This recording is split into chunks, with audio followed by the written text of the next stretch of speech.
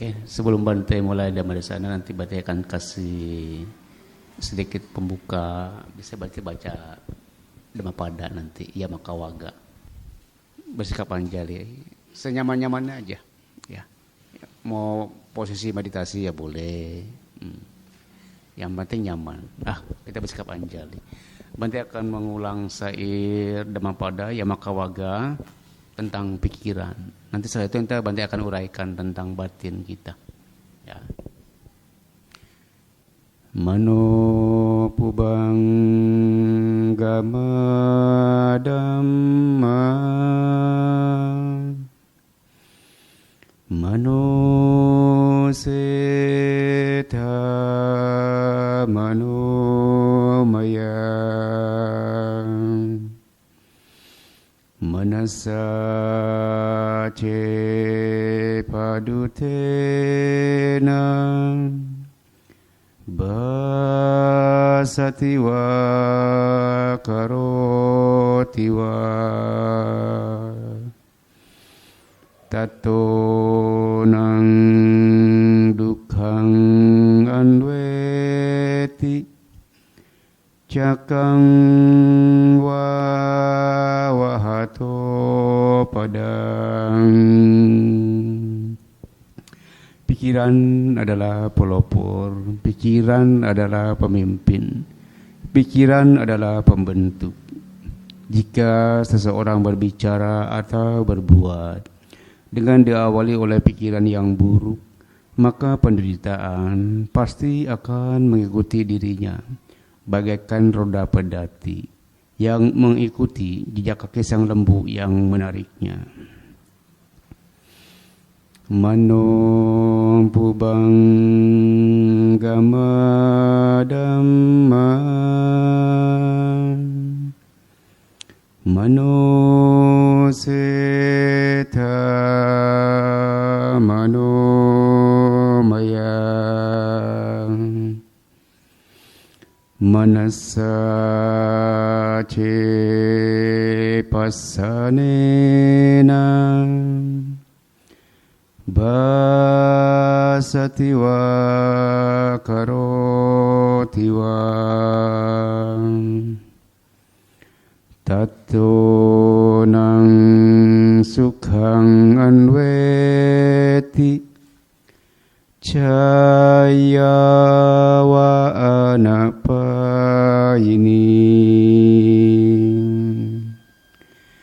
Pikiran adalah pelopor, pikiran adalah pemimpin, pikiran adalah pembentuk.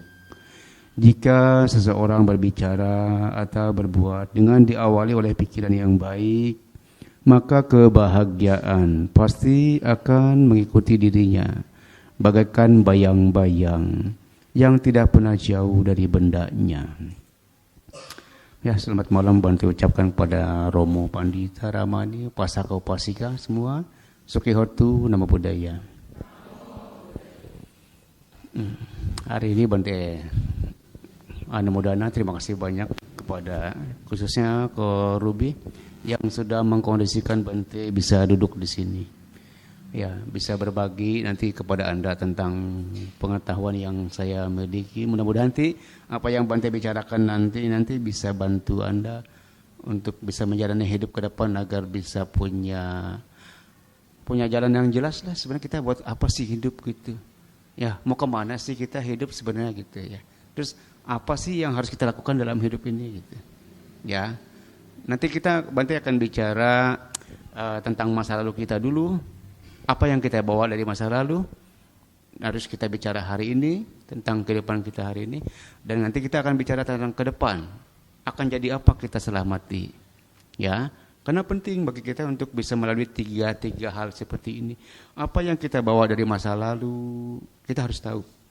Ya, apa yang kita sedang kerjakan sekarang ini kita harus tahu. Ya, terus apa nanti kelahiran seperti apa nanti yang akan kita alami setelah kita mati. Ini kita juga harus tahu, karena kalau kita nggak tahu, nanti kita hidup seperti orang buta kalau Bante bilang. Ya, jalan tapi nggak tahu arah. Ya, nggak jelas hidupnya buat apa seperti begitu. Karena Ya banyak Bante juga lihat di luar sana orang seperti gitu. Mereka cuma hidup, tapi nggak tahu ya buat apa mereka hidup. Kadang-kadang kalau lihatnya Bante kadang-kadang suka miris.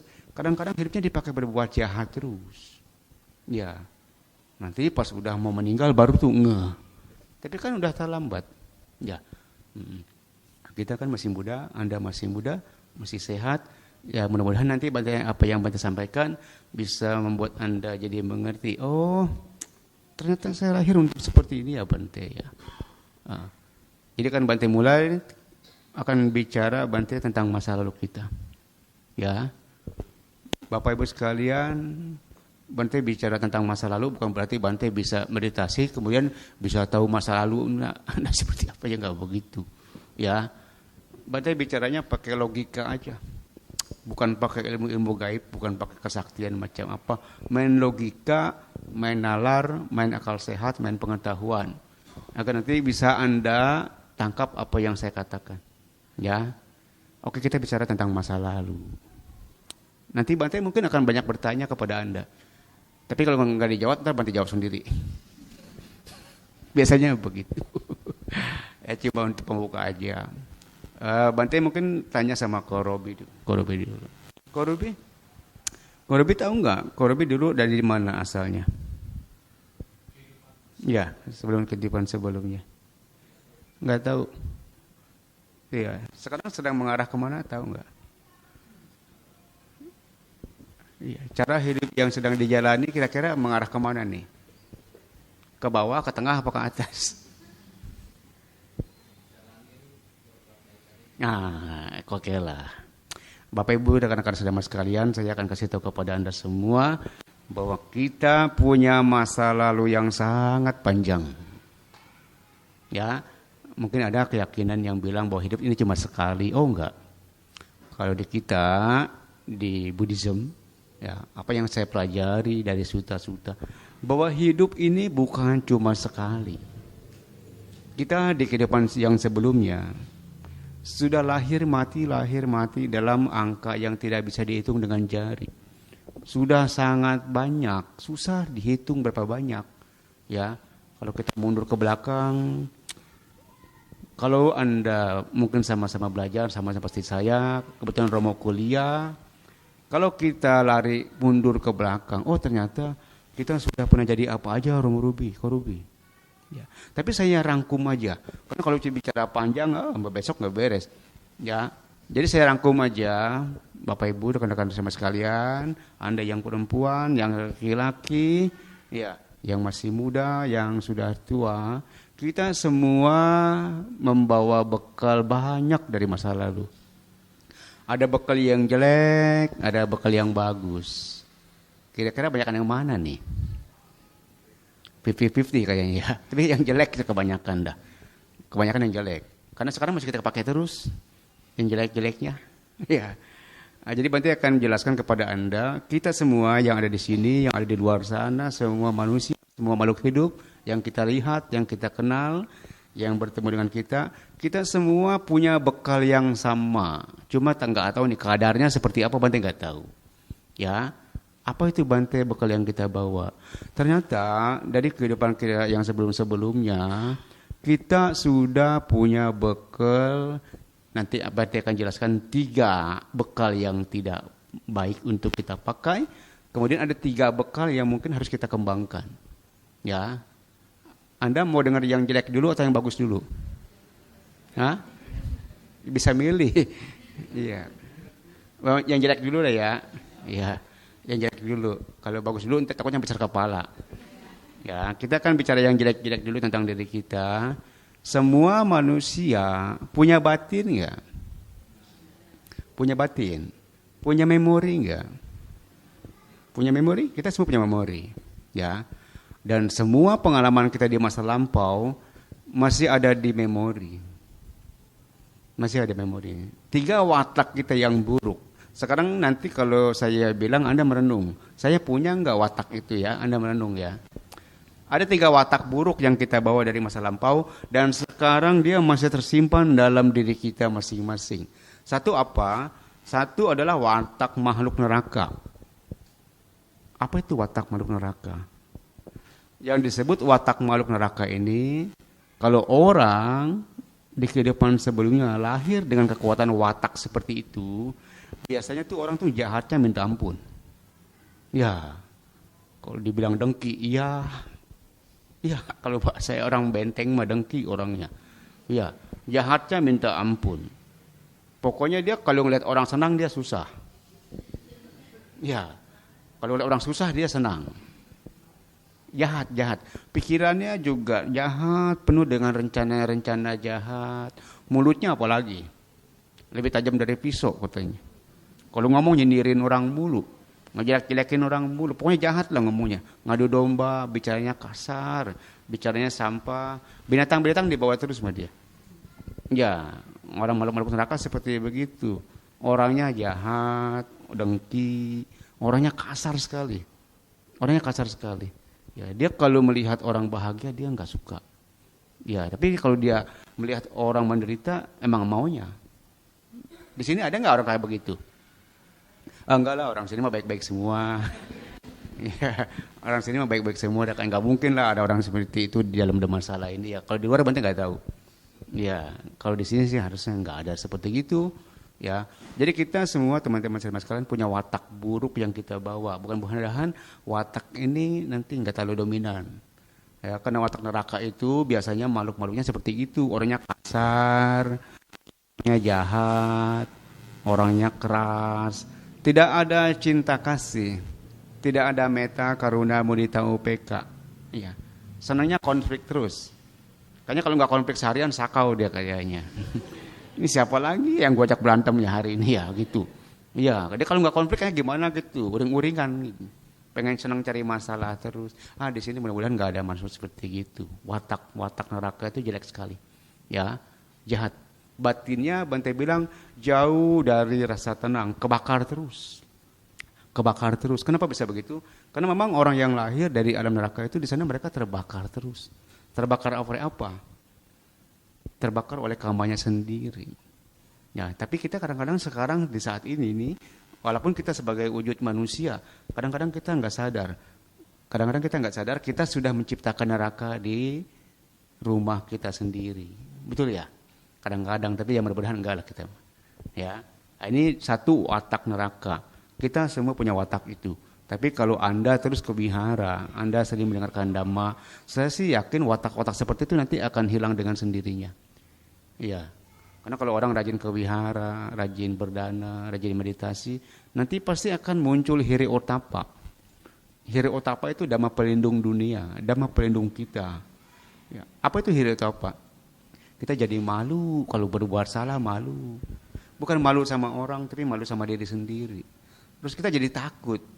Mau ngomong ini juga, aduh takut ya. Mau itu takut, bukan takut apa-apa, tapi takut karma. Jadi kalau Anda sering ke wihara, Anda sering kumpul-kumpul dengan orang-orang bijaksana, nanti pasti sifat-sifat baik Anda akan berkembang. Watak neraka mudah-mudahan kita nggak punya. Itu yang pertama. Kedua, kita punya watak binatang. Anda punya watak binatang nggak? Punya. Anda punya watak binatang. Saya juga punya watak binatang. Apa itu yang disebut watak binatang? Kalau saya pelajari di suta-suta, binatang itu digambarkan sebagai makhluk yang tidak punya etika. Tidak pakai tata krama. Tidak pakai sopan santun. Betul ya? Binatang. Nah, terus dia hidupnya sama mau dia. Nggak pakai aturan. Yang penting gue senang. Anda pernah lihat kucing belum? Dia kalau mau ikan asin orang main ambil aja dia.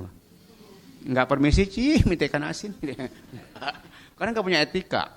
Anda tahu ayam ya? Itu ayam kalau udah mau kawin, udah sama mau dia. Iya, di depan orang juga jadi. Betul ya? Iya. Anjing kalau mau makan, kadang-kadang bukannya berbagi sama temannya, berantem dulu. Baru makan. Ada manusia yang, maaf ya, badannya mah kayak orang, tapi batinnya kayak binatang. Kenapa bisa begitu? Karena memang dia lahir dari alam binatang. Wataknya jelas. Orang seperti itu biasanya jauh dari wihara. Biasanya yang saya tahu jauh dari wihara. Biasanya orang seperti itu adanya di tempat-tempat tertentu yang memang cocok buat habitat dia. Ya, orang seperti itu biasanya adanya di tempat, Anda ngerti, sudah saya nggak perlu ngomong lah. Ya, Anda ngerti orang seperti itu ada di mana. Ya, jadi kita semua punya watak binatang. Tapi kalau Anda sering ke wihara, sering dengar dhamma seperti ini, mudah-mudahan watak binatang itu nanti juga akan luntur dengan sendirinya. Karena kita tahu itu bukan hal yang perlu kita lekati. Bukan hal yang perlu kita praktekkan. Berarti ulang lagi, watak binatang itu, kalau kita ketemu orang ini tidak punya etika, tidak punya tata krama, tidak tahu sopan santun, nggak tahu malu, dia mikirin cuma dirinya sendiri, maunya senang sendiri, urusan belakangan, ya itulah yang disebut, maaf ya, itulah yang disebut manusia binatang, watak binatang. Dan dari situ kita bisa tahu, oh, ya kayaknya ini orang lahir dari alam binatang dah, karena dominan dengan watak-watak seperti itu. Itu yang kedua. Yang ketiga, kita semua punya watak setan. Anda sadar nggak kalau tadi pagi Anda pernah jadi setan? Atau siang tadi, sore are, mungkin Anda jadi setan, sadar nggak? Enggak kali. Ya. Kalau saya baca-baca sutta, kebanyakan manusia ini kalau mati ntar lahirnya kembali jadi setan, kebanyakan. Tanya Romo kalau nggak percaya. Susah nanti kita ketika mati jadi orang lagi, susah. Kebanyakan manusia ketika dia mati nanti jadi, kalau nggak jadi setan jadi binatang, kebanyakan. Kalau jahat masuk ke alam neraka lagi. Ya. Nah, sekarang Bante bicara tentang makhluk setan, watak setan yang kita bawa dari kehidupan lalu. Apa sih Bante ciri-ciri watak setan itu? Kalau dalam bahasa dhammanya, makhluk peta setan itu digambarkan sebagai makhluk yang selalu haus dan lapar.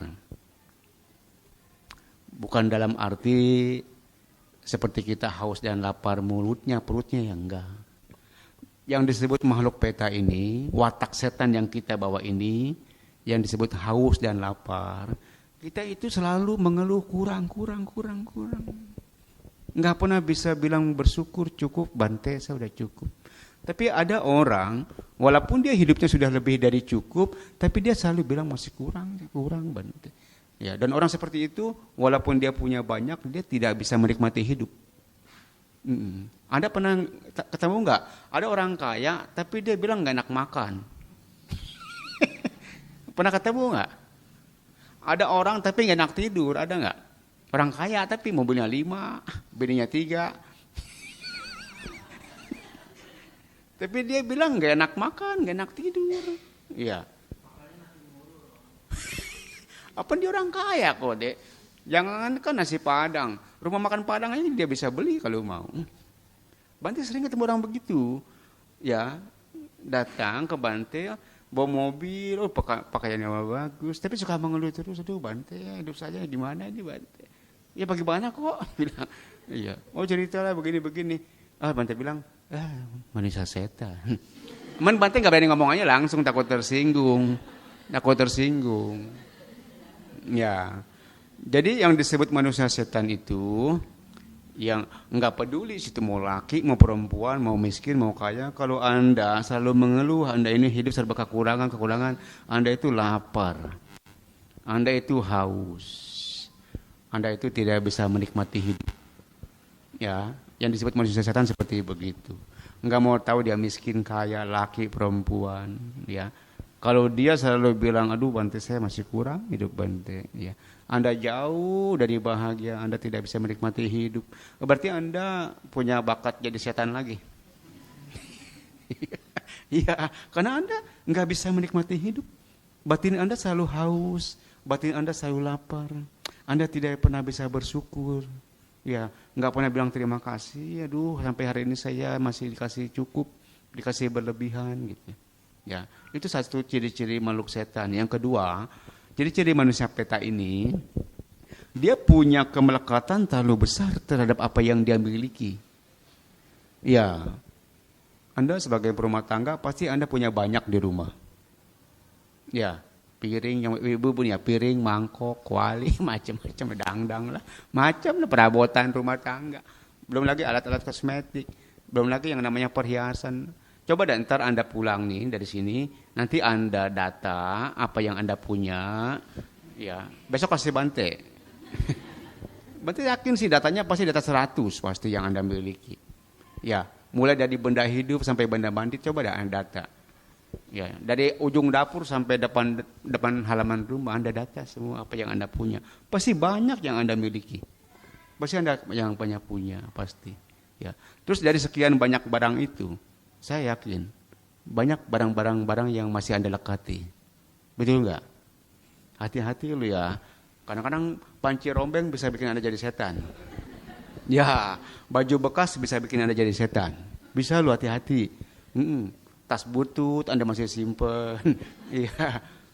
Iya kan, mama kan senangnya begitu. Udah perabotan nggak pakai masih ngegantung aja.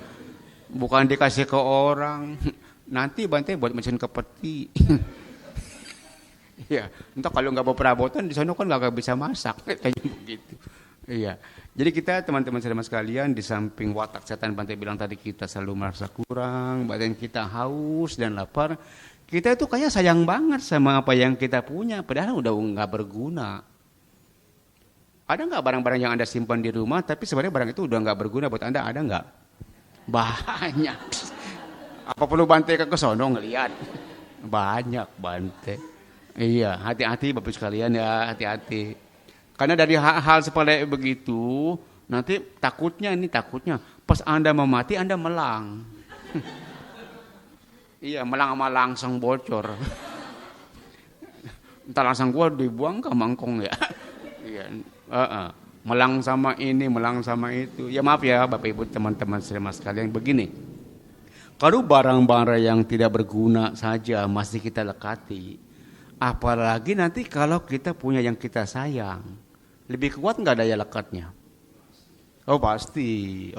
Itulah kenapa Buddha bilang ketika seseorang meninggal, kalau dia tidak mengerti apa itu kata melepas, kalau dia tidak bisa melepas dengan sungguh-sungguh, nanti dia akan jatuh ke alam setan, ke alam peta. Anda mau jadi setan lagi nggak? Besok cuci gudang. Apa yang Anda punya, yang Anda kira-kira nggak kepake, kalau kata Bante ini udah nggak kepake, udah kasih orang aja. Ya Anda keluarin.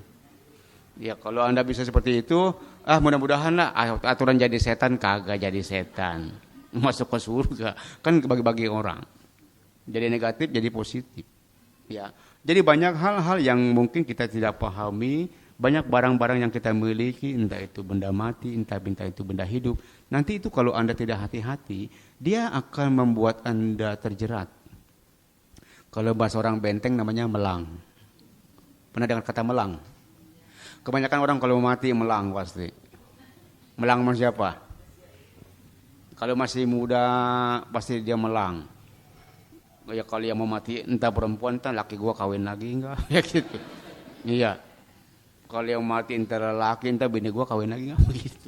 Kalau dia punya anak, dia pasti anak mana? Bini mana nomor 10, laki nomor 10, pasti anaknya yang dia pikirin. Anda punya anak enggak? Hati-hati, makanya Bante mah enggak punya anak. Biar mati enggak melang. Bante mah sengaja enggak mau punya bini. Enggak mau punya wihara, kagak mau, takut melang doang. Malu kan udah jadi Bante, masa jadi setan, malu. Iya, biku peta gitu kan. Hati-hati ya Bapak Ibu sekalian. Buddha bukan melarang kita memiliki sesuatu, enggak pernah melarang apa-apa Buddha. Tapi Buddha cuma kasih tahu kita, jangan terlalu melekat dengan apa yang kita miliki. Belajar melepas. Ya, bagaimana belajar melepas? Aduh susah minta ampun. Ngomong gampang, prakteknya susah. Nanti Bante akan ajarin bagaimana caranya melepas.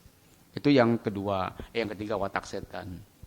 Hati-hati dengan apa yang kita punya, jangan melekat dengan apa yang kita miliki.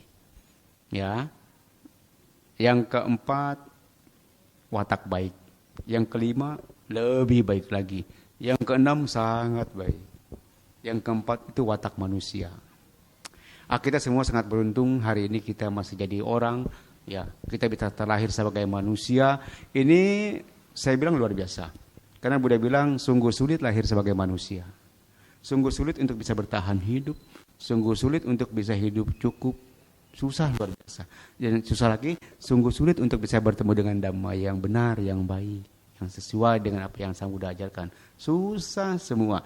Tapi sekarang apa yang dibilang susah kita dapat semua. Ya.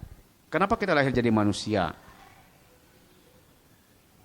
Kenapa kita lahir jadi manusia? Kita sekarang pakai watak manusia yang kita pakai ini sekarang. Ya. Apa sih ciri-ciri watak manusia begitu, Bante? Manusia itu digambarkan sebagai makhluk yang punya etika. Kan Anda suka mungkin sering dengar bahwa kita ini katanya lebih mulia daripada binatang, betul ya? Lebih mulia daripada setan, betul ya? Tapi kenyataannya lebih jahat dari setan bisa. Ya, lebih jahat dari binatang bisa kadang-kadang. Tapi mudah-mudahan enggak seperti itu. Ya, kenapa kita lahir sebagai manusia?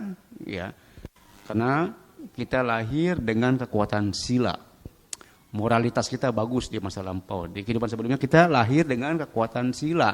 Tadi Anda sudah minta sila 5 itu. Berarti di kehidupan sebelumnya sila itu Anda jaga baik-baik. Makanya Anda lahir sekarang jadi manusia. Tapi mukanya beda-beda. Ya, mukanya beda, rezekinya agak beda. Ya.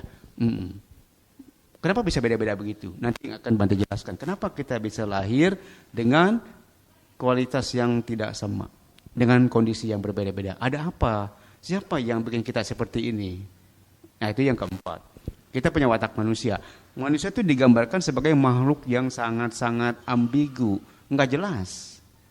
Enggak jelas. Kadang-kadang hari ini dia baik, besokannya jahat, betul gitu ya. Ada yang begitu orangnya. Iya, saudara bisa jadi musuh enggak? Bisa. Musuh bisa jadi teman. Bisa. Jadi manusia itu digambarkan sebagai makhluk yang sangat tidak jelas, gampang berubah. Anda gampang berubah nggak wataknya? Tergantung, Bante. Tergantung. Kalau dia baik, saya baik gitu kan. Kalau dia nggak baik, ya urusan nanti. Iya, bisa lebih jahat Bante saya dari dia kalau dia begitu. Betul ya? Kita adalah makhluk yang gampang berubah. Saya berubah setiap hari. Kadang-kadang baik, kadang-kadang jahat, kadang-kadang biasa-biasa aja. Iya, nggak jelas. Maunya apa nggak tahu. Itu yang keempat. Yang kelima, kita punya watak dewa. Apa sih watak dewa itu, Bante? Yang disebut watak dewa itu kan digambarkannya seperti begini. Dewa itu digambarkan sebagai makhluk yang selalu bahagia. Semuanya tercukupi. Tidak pernah ada kata kurang. Dewa itu seperti itu. Secara umum, dewa itu digambarkan sebagai makhluk yang sangat bahagia. Mudah bahagia. Anda nggak perlu jadi orang kaya untuk bahagia. Ya, Anda nggak perlu jadi orang kaya untuk bisa merasa cukup. Karena ini bukan masalah materi, ini masalah batin. Jadi kita punya watak-watak dewa. Kenapa ada orang ketika lahir atau ketika dia mati dia jadi dewa? Karena dia punya bekal cukup ketika dia jadi manusia. Apa sih ciri-cirinya, Bante? Bekalnya seperti apa? Dia suka berbagi. Dia senang memberi. Ya, dia suka berbagi. Terus kenapa dia bisa jadi dewa? Di samping dia suka berdana, silanya juga bagus. Maksudnya silanya apa, Bante? Moralitasnya baik. Moralitasnya bagus. Udah sering berbagi, moralitasnya bagus. Ya, maaf ya, orangnya rendah hati, enggak sombong orangnya. Iya. Walaupun kaya, dia sopan, dia ramah. Ya, sama yang susah juga dia mah kayaknya biasa-biasa aja gitu. Kalau sama yang susah enggak dongak. Iya. Biasa aja, dia orangnya suka berdana, suka berbagi, orangnya rendah hati, enggak sombong orangnya. Nah, orang seperti ini kebanyakan dia nanti kalau dia sering berbagi, ya dia juga punya sila yang baik, dia rendah hati. Kebanyakan setelah mati dia jadi dewa lagi. Kebanyakan. Anda mau jadi dewa enggak? Mau? Ya nanti Bante kasih tahu caranya gimana. Ya, ambil tiketnya enggak ke Simpak ntar. Ya, ada watak-watak dewa yang kita miliki. Jadi orang yang memiliki watak dewa itu dia orangnya mudah bahagia. Orangnya mudah bahagia. Jadi apa aja hal-hal kecil buat dia cukup. Karena dia sudah bisa merasa tercukupi. Jadi kalau Anda ingin hidup Anda tercukupi, berarti kita harus punya semuanya. Ya, kalau Anda nanti ingin apa yang Anda inginkan semuanya Anda bisa dapatkan, ya bukan berarti kita harus punya semuanya, enggak begitu. Kalau Anda keinginan Anda ingin terpenuhi, ya syaratnya cuma satu, jangan banyak keinginan. Betul ya? Iyalah, kalau banyak keinginan tersusah. Udah banyak juga masih kurang mulu gitu kan. Tapi kalau Anda keinginan cuma sedikit, ketika Anda dapat lebih dari itu, oh indah. Ya, ya seperti maaf ya, contohnya seperti saya. Saya hidup nggak butuh apa-apa. Umat sering tanya sama Bante. Sering saya ketemu umat, Bante butuh apa? Butuh apa tuh Bante? Ya, nggak butuh apa-apa. Ya, emang nggak butuh ini itu. Buat apa juga? Ya nggak butuh apa-apa. Emang benar-benar nggak butuh apa-apa. Ya kalau buat saya hidup, ya sekalian bukan sombong sedikit. Kalau buat saya hidup, saya mau makan sekali aja udah cukup. Iya, kamsia udah. Nggak makan juga nggak apa-apa. Jangan lebih dari 3 hari aja. Nggak kuat kalau kelamaan. Saya pribadi, saya hidup sebagai biku. Saya makan sekali kamsia. Di Simpak saya, kalau Senin sampai Jumat saya nggak terima tamu. Saya nggak terima makan siang. Saya cuma terima makan pagi aja. Itu pun saya nggak terima dana dari luar. Cuma orang dapur yang bikin. Biasanya nggak banyak juga, nggak pakai begini itu. Ya, kalau ada daun tumpangan air dimasak. Ya. Kalau daun samsit lagi banyak daun samsit dimasak. Ya begitu aja. Kalau daun kelor lagi banyak daun kelor dimasak. Ya jadi apa adanya aja di situ. Kalau ada singkong lagi udah pada tua jadi cabut makan singkong ya. Cuma itu aja. Siangnya Bante nggak makan, enggak. Makan angin doang. Tapi sehat, tapi cukup. Ya. Bante makan cukup, nanti makan banyak biasanya Sabtu Minggu. Karena pagi ada yang dana, siang ada yang dana. Cuma itu aja. Jadi kalau pagi kira-kira ada tamu datang bawa makanan, wah itu kamsia banget. Ya karena berkah itu, nggak ngarepin tapi datang gitu. Ya, jadi kalau Anda ingin merasa nanti Anda jadi manusia setengah dewa, jangan banyak keinginan. Nanti Anda pasti akan jadi manusia setengah dewa. Karena kalau Anda tidak punya banyak keinginan, nanti ada rasa cukup. Ketika Anda dapat lebih, Anda bisa berbagi lagi sama siapa saja. Karena buat Anda, ketika Anda merasa cukup, kemudian Anda dapat lebih dari yang Anda harapkan, itu adalah kekayaan Anda, itu adalah kelebihan Anda. Nanti Anda bisa berbagi itu sama orang lain. Nah, itu manusia dewa. Jadi yang disebut manusia dewa itu, orang ini wataknya sangat baik. Ya, orangnya sangat baik. Kalau bahasa damanya meta, karuna, mudita, upeka, dia punya. Brahma Wihara 4 dia punya. Orangnya lembut, orangnya ramah, orangnya santun, ya. Terus dianya mudah bahagia dan dia senang bikin orang bahagia. Ya, beda sama saya di bidang watak neraka. Kalau ngeliat orang senang dia susah. Oh, ini beda. Kalau manusia surga ini, manusia dewa ini beda. Dia kalau ngeliat orang susah, dia juga susah. Pengen ngebantu aja gue kagak bertah jasan gitu ya. Apa yang bisa gue bagi ini ke dia gitu ya. Kadang-kadang duit sekantong semangga-mangganya bisa dikasih ke dia begitu. Itu manusia dewa. Dia rela berkorban untuk kebahagiaan orang lain. Iya. Karena kata apa? Karena ketika dia bisa melihat orang lain yang susah itu bahagia, dia jauh lebih bahagia. Ada kepuasan tersendiri yang tidak bisa dia beli. Nah, itulah ciri-ciri manusia dewa. Orang yang disebut manusia dewa itu batinnya halus. Batinnya gampang tersentuh. Ketika dia melihat orang lain menderita, dia nggak betah. Pokoknya dia pengen nulung aja pokoknya. Bahkan bisa utang pinjam. Buat nolongin orang bisa. Nah, itu manusia dewa. Dia rela berkorban seperti itu. Mudah-mudahan Anda di sini wataknya seperti itu. Ya, melihat tetangga susah bukan dijobiin. Ya, ini melihat tetangga susah pada nggak jobi, ya udah makan sih. Ya enggak. Kalau kita orang susah kita tulungin, kita bantu. Ya, nah, itulah manusia dewa. Jadi manusia dewa itu orangnya baik hati, orangnya lembut, orangnya santun, dan dia senang bikin orang lain bahagia, dan dia pun mudah bahagia. Ya, kalau seperti itu, Anda sekarang sedang jadi manusia setengah dewa. Mati kayaknya sih jadi dewa dah. Kayaknya. Mudah-mudahan seperti itu. Dan ada satu lagi kualitas yang sangat luar biasa yang kita miliki, tapi ini yang sering kali diabaikan. Kita tidak gunakan kualitas ini. Padahal kita punya. Kita semua punya watak Brahma. Anda percaya enggak Anda pernah jadi Brahma? Karena saya sudah pelajari itu di Cacasuta, Buddha bilang bahwa kita ini semua pernah lahir di 26 alam kehidupan. Walaupun ada 31 alam kehidupan, kita baru sampai di 26 alam itu. Karena yang 5 sudah wasa 5 itu nggak masuk hitungan. Itu alamnya alam anagami. Tapi kita pernah lahir di 26 alam kehidupan. Pernah lahir. Tapi kalau Bante rangkum tadi yang 3 itu alam neraka, alam binatang, alam peta. Asura Bante nggak sebutin karena Asura mirip-mirip peta. Terus alam manusia, alam dewa, dan yang terakhir kita pernah jadi Brahma. Lebih tinggi mana dewa sama Brahma? Oh, Brahma lebih tinggi. Brahma lebih tinggi.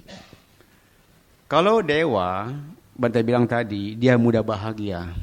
Kalau orang punya watak Brahma, dia sudah melampaui bahagia. Dia sudah melampaui susah dan senang. Batinnya lebih condong banyak tenang daripada senang. Kali kalau Anda masih cari senang, Anda mungkin masih condong ke arah alam-alam dewa. Ya. Tapi kalau orang punya watak Brahma, senang nggak penting. Karena dia udah puas hidup dengan senang. Yang dia cari dalam hidup ini apa? Dia mau cari tenang. Dan dia bukan cuma sekedar mencari, tapi dia bisa menemukan ketenangan di kehidupannya sekarang ini. Ya, apa itu watak Brahma? Brahma itu digambarkan sebagai makhluk yang batinnya tenang seimbang. Kenapa dia bilang dikatakan tenang seimbang? Karena dia sudah tidak banyak keinginan. Dia tidak mengejar apa-apa lagi. Dia tidak menghindari apa-apa lagi. Itulah watak orang meditasi. Karena ketika kita sedang meditasi, kalau Anda paham, Anda mengerti. Ketika kita meditasi, kita nggak kejar apa-apa. Karena memang kita nggak mau apa, nggak butuh apa. Karena kita sedang belajar melepas. Dan ketika kita sedang meditasi, kita sedang tidak menghindari apa-apa. Jadi kita cuma diam, enak nggak enak nggak masalah, biasa aja tuh. Bisa nggak hidup begitu? Enak nggak enak sama aja, bisa nggak? Ada susah Bante. Yang enak saya mau, yang nggak enak mah nggak mau gitu kan. Manusia kan begitu kebanyakan ya. Tapi kalau Anda punya watak Brahma, enak nggak enak cuma juga pada liwat Bante, biarin aja gitu kan. Jadi Anda punya batin seimbang. Anda tidak gampang diintervensi oleh orang lain. Orang lain tidak akan bisa mengganggu perasaan Anda. Ya, tapi kalau Anda masih belum sampai ke situ, nanti akan Bante kasih tahu bagaimana caranya bisa sampai ke situ. Jadi perasaan kita tidak bisa diintervensi lagi sama orang lain. Orang lain nggak bisa menentukan perasaan kita. Susah senang terserah saya. Orang saya yang punya sih gitu kan. Ya. Tapi nanti kita carinya bukan senang lagi. Karena level kita bukan berhenti di situ. Kita melampaui senang, namanya tenang. Tenang ini tidak bisa didapat dengan berdana. Tenang ini tidak bisa didapat dengan jaga sila. Tenang ini, kalau kita bisa menerima kenyataan seperti apa adanya, itulah tenang. Jadi kalau Anda cuma main di sila, di dana, paling lampu benternya Anda pasti senang, pasti Anda dapat. Ya, tapi kalau Anda ingin tenang, mau nggak mau Anda harus belajar meditasi. Nah, ini 6 watak yang kita bawa dari masa lalu dan sekarang semua masih ada di sini. Nah, itu yang masa lalu. Sekarang Bante bicara yang kehidupan sekarang. Tapi sebelum Bante lanjut, Anda yang mau tanya enggak? Oh ya Ci, silakan. Namanya siapa? Mei, mau nanya apa Mei? Ya, selamat malam Bante. Iya. Bagaimana cara mengatasi orang yang kita udah nggak berbuat apa-apa Bante, tapi dia selalu cari-cari masalah aja, selalu ngomongin yang padahal kita nggak melakukan, tapi dia ngomongin itu Bante. Iya. Pertama sudah dilakukan dengan saya mengabaikan. Pertama kali saya mungkin pernah melakukan klarifikasi bahwa apa yang dia katakan itu tidak benar. Tapi semakin saya klarifikasi, nyatanya dia semakin suka. Makin menambah gitu Bante. Iya, demen dia jadinya. Iya. Emang maunya. Iya. Terus yang kedua sudah mengabaikan tapi masih tetap aja Bante gitu. diomongin terus. Iya. Padahal nggak melakukan apa-apa dan yang dia bicara pun tidak ada buktinya gitu Bante. Bagaimana Saran Bante? Bante, Mei pindah rumah aja Mei. Bukan orang dekat sih Bante. Jadi memang jarang ketemu tapi kayaknya ada aja gitu Bante yang nyampein emang bener ya gini, emang bener ya gitu Kalau Bante. kayaknya kalau dari cerita begini nih, Imei kayaknya dulu pernah jadi ikan dah Mei. Apa tuh Bante? Gampang kepancing. Oh iya. Mei, semua manusia jangan Imei. Bante pun masih Mei begitu. Udah jadi Bante, masih banyak yang ngomongin. Kuping belum budak Mei. Iya. Masih punya perasaan. Tapi lost teuing. Iya. Mulut situ. Iya. Mulut situ. Iya. Ngomong kan jauh main di sono. Masa bawa pulang ke rumah. Kalau Bante ilmunya begitu, men. Lost teuing ya Bante ya. Lost teuing. Iya. Iya. Imei kalau dikasih teh ayam mau enggak? Atau enggak? Hah? Atau enggak Bante? Itu tadi teh ayam dipungut. Oh iya benar. Teh ayam jauh dipungutin sampai ada masalah dibawa-bawa. Kalau dikasih yang jelek sama orang jangan diambil, Imei. Ya, yang bagus boleh bawa pulang. Tapi satu gini, Imei. Bante udah banyak belajar, Mei, seperti yang Imei katakan. Kecil, Mei, kecil. Gini ya, biar nanti kita bisa membuat yang jelek jadi bagus, kita lihatnya dari sisi yang positif, Mei. Kalau kita sekarang misalnya dijahatin orang terus, berarti kita dulu pernah jahat. Ya, Imei, maunya nih kalau kita punya utang, mau impas, sama mau terus diutang terus. Mau impas Bante. Ya kalau dijahatin orang udah ikhlasin aja, Mei. Ikhlasin aja, karena kita kan nggak mau dikejar-kejar debt collector. Ya, Mei mau dikejar-kejar debt collector. Enggak tuh Bante, puyeng. Iya, ditagih utang kabur, tapi di sana ngutang lagi. Kagak ada habis-habisnya. Kita semua lahir jadi manusia bawa hutang karma. Jadi kalau kita ditagih harusnya senang, Mei. Bayar, tanya bunganya berapa sih sekalian. Ya, kalau Bante begitu, Mei. Kalau dulu sama sih seperti Mei, Bante juga mungkin karena belum paham dhamma. Kalau ada orang jahat, ya lu jual gue beli. Iya, nggak apa-apa gue takut juga. Tapi kalau sekarang udah nggak mau, Mei, mau gratis juga. Ya, mau diangsongin juga, ogah. Iya.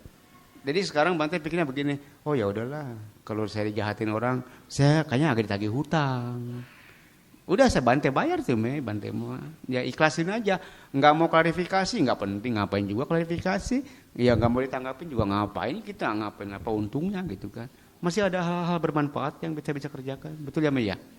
Jadi besok, Mei, jurusnya lost teuing, Mei. Iya Bante. Lost teuing. Bodoh amat mau diomongin apa juga. Ya, kita tidak akan pernah berubah, Mei, mau diomongin apa juga. Betul ya? Kecuali kitanya kena pancing. Ini Bante body nih, Mei, dibilang orang jelek nggak mungkin. Segini mah nggak jelek-jelek amat, Mei.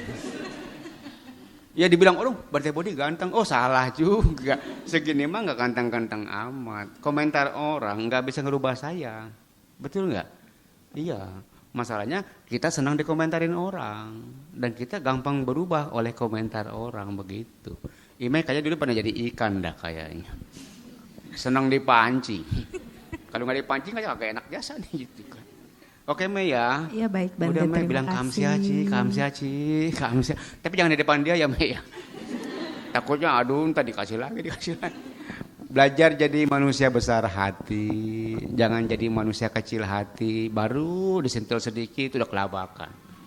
Bagaimana dia gebuk ntar? Iya. Udah belajar jadi manusia besar hati. Kita belajar jadi orang sabar, belajar nerima, belajar nanti. Kalau bisa lah, udahlah bayar hutang karma lah di kehidupan sekarang biar nanti nggak dikejar-kejar lagi.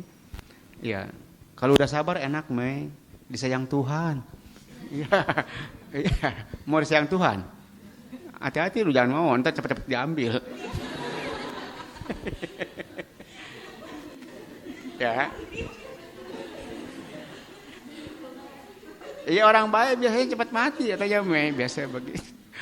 Jadi gitu aja ya, Mei, terserahlah orang ngomong apa. Kalau kita positive thinking nih, pasti saya juga dulu pasti pernah ngomongin dia. Sekarang kita merasa nggak pernah berbuat apa-apa, tapi jangan salah loh, Mei. Hidup bukan cuma ini. Kita pernah hidup di masa lalu, ada utang yang belum selesai. Kenapa belum selesai? Karena kita selalu menghindari hutang itu. Kita selalu menghindari membayar hutang itu. Sekaranglah saatnya kita menyelesaikan semuanya. Ya, jadi kalau ada orang jahat sama kita, oh ketemu penagih utang lagi, bayar. Oh ketemu penagih utang lagi, bayar. Terus aja Mei bayar, Mei. Lama-lama kalau Mei sering bayar, nanti lama-lama udah nggak ada yang kejar lagi, Mei. Ya, ada yang datang tapi bukan mau menagih utang, bayar utang, Mei. Ya, jadi nanti kita ketemu orang baik terus tuh. Ya, jadi ya bersusah-susah dulu dah, Mei. Lunasin dulu utangnya. Nanti yang datang bukan penagih hutang lagi, pembayar hutang. Asik ya kalau begitu. Tapi lunasin dulu utangnya, ya. Jangan ini belum beres di sana ngutang lagi. Ini belum beres ngutang lagi. Maksudnya kita bikin masalah terus sama orang. Ya. Ngerti ya, Mei ya? Oke dah. Kalau udah bisa begitu, mudah-mudahan besok Mei udah nggak pusing lagi sama komentar orang. Ya. Oke, Bante lanjut. Karena kalau nanya mulu, entar Bante nggak banyak ngomong-ngomong lama. Ya, oke, satu, kita sudah selesai dengan kehidupan lampau kita. Nah, sekarang kita di kehidupan sekarang. Kalau menurut Anda, sekarang ini Anda sedang jadi apa? Sedang jadi binatang, sedang jadi orang, sedang jadi setan, sedang jadi dewa, apa sedang jadi Brahma, apa sedang jadi makhluk neraka? Kalau menurut Anda, karena kan saya nggak tahu hati Anda seperti apa. Yang tahu hati kita siapa? Kadang-kadang kita perlu waktu buat merenung. Buat kontemplasi, hari ini saya sudah melakukan apa ya? Terus hari ini saya marah berapa banyak? Ya, hari ini saya kesal berapa banyak?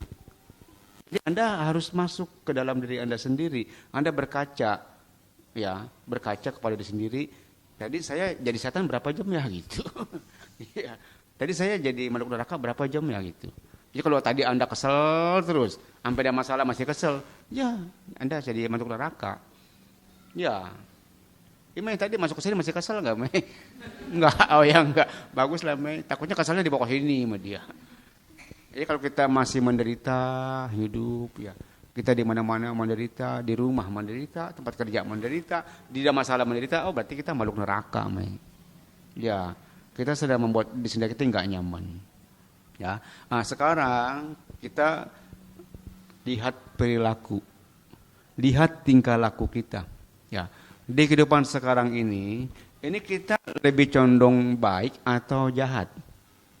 Coba dah, Anda perhatikan masing-masing diri Anda sendiri. Ini di kehidupan yang sedang kita pakai ini sekarang nih, ini kita sebenarnya lebih banyak baik apa lebih banyak jahat? Kalau menurut Anda lebih banyak baik atau lebih banyak jahat? Ada dua macam kejahatan yang saya tahu kepada Anda hari ini. Ada dua macam kejahatan. Satu, kejahatan yang kita lakukan, tapi ada pihak lain yang kita rugikan. Satu, kejahatan yang kita lakukan, tapi tidak ada pihak lain yang kita korbankan, tapi diri sendiri yang jadi korban. Paham nggak? Jadi ada dua macam kejahatan yang kita lakukan dalam hidup ini. Satu, ketika kita melakukan hal itu, kejahatan itu, ada pihak lain yang jadi korban dan kita senang. Kita senang di atas penderitaan mereka. Ya, yang kedua, enggak ada pihak lain yang kita korbankan, tapi diri sendiri yang jadi korban. Anda sering melakukan yang mana? Yang pertama apa yang kedua? Yang kedua biasanya. Kita umat Buddha enggak mungkin kita melakukan kejahatan yang pertama. Enggak mungkin kita bisa menemukan kebahagiaan kalau kita membuat orang lain menderita, kayaknya enggak mungkin dah. Itu udah lewat buat kita, fase itu udah lewat.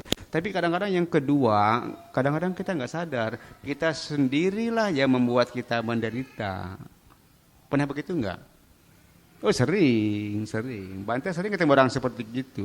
Dia nggak jahat sama orang lain, tapi dia nggak sadar dia jahat sama dirinya sendiri. Ada yang begitu? Banyak. Coba dah Anda perhatikan dah. Saya banyak ketemu manusia-manusia seperti itu. Umat Buddha tuh kebanyakan yang saya temui itu orangnya baik-baik. Orangnya baik-baik. Ya, kenapa bisa begitu? Karena mereka sering dengerin dhamma. Kayak tadi Dana, banyak banget Romo ya. Di mana-mana Bante tinggal, aduh umat Buddha luar biasa. Apalagi kalau Dana tuh. Oh luar biasa lah, Bante nggak kemakan makanan Bante. Sampai kebanyakan. Ya. Kenapa? Karena umat Buddha senang berbagi, senang berbuat baik. Ya. Tapi kadang-kadang mereka cuma sampai di level itu. Mereka baik sama orang, tapi kadang-kadang mereka nggak baik sama diri sendiri. Sering bikin sendiri tidak bahagia, sering bikin diri sendiri nggak nyaman. Anda dalam hidup ini lebih banyak bahagia apa menderita? Siapa yang menderita? Angkat tangan. Pasti nggak ada. Angkat juga paling segini doang. Siapa yang menderita? Pasti ada di sini yang menderita. Saya yakin. Ya, kenapa Anda menderita? Kenapa Anda menderita? Karena Anda tidak sadar Anda sedang jahat sama diri sendiri. Ya. Jadi teman-teman sekalian, kehidupan kita yang sekarang ini nanti akan sangat menentukan kehidupan kita yang akan datang. Ya, akan sangat menentukan. Makanya kalau Bante boleh pesan, jangan jahat jadi orang, nggak boleh. Ya, kan Buddha makan pesannya cuma begitu. Jangan berbuat jahat, banyak-banyak berbuat baik, betul ya? Bersihkan hati, bersihkan pikiran. Itu aja sih pesan Buddha sebenarnya mah. Makanya orang kalau ditanya ke Bante kasih tahu saya Bante bagaimana nih biar punya tuntunan hidup. Udah kok jadi orang baik aja. Jadi orang baik aja, jangan jahat sama siapa-siapa gitu kan. Nah, tapi masalahnya kriteria baik ini bagaimana gitu. Kadang-kadang kita udah merasa baik tapi sebenarnya belum baik. Kadang-kadang ya. Tapi kalau kita sering belajar Dhamma, mudah-mudahan kita udah bisa membedakan mana baik, mana buruk kita tahu, mana benar salah kita tahu, mana yang harus dikerjakan, mana yang harus ditinggalkan ya kita tahu. Ya, kayak tadi Meme ketika dia bertanya begitu, sebenarnya dia masih bodoh sekali itu. Ya, kenapa? Dia ambil apa yang orang berikan, tapi apa yang dia ambil tidak bermanfaat. Malah bikin dia menderita. Berarti memang jahat sama diri sendiri. Enggak sadar tapi, enggak sadar. Ya, nanti kalau kita ingin hidup ini bermanfaat, intinya seperti itu aja. Jangan jahat, jadi orang enggak boleh. Ya, enggak boleh ngomongin orang begini, ngomongin ini. Orang udah jelek dijelek-jelekin, kasihan. Enggak boleh. Ya. Nggak boleh begitu, karena kan kita juga kan nggak ingin diperlakukan seperti begitu, ya. Nanti kita belajar nanti bagaimana kita mengendalikan mulut, ya. Bagaimana kita mengendalikan mulut, karena memang biasanya dari mulut bahaya mah kayaknya, ya. Tapi mulut biasanya dari pikiran dulu ya. Makanya kenapa Bante tadi di awal Bante baca Dhammapada yang Yamakawaga, mano pubang, pikiran adalah pelopor. Tapi manusia kadang-kadang susah jaga pikiran. Kenapa? Karena malas meditasi ya kalau dia. Ya. Tapi kalau jaga mulut mungkin harusnya bisa kali hati-hati. Ya. Jaga mulut, jangan sampai nanti kalau kita ngomong nyakitin orang.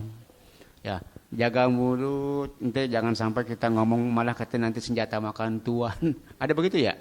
Iya, hati-hati loh. Ngomong-ngomong sembarangan beletak kena sendiri. Iya. Habis ngomongin orang mulu, yang diomongin ada di samping, kan? Iya. Ya, hati-hati dengan mulut, jangan boleh begitu, ya.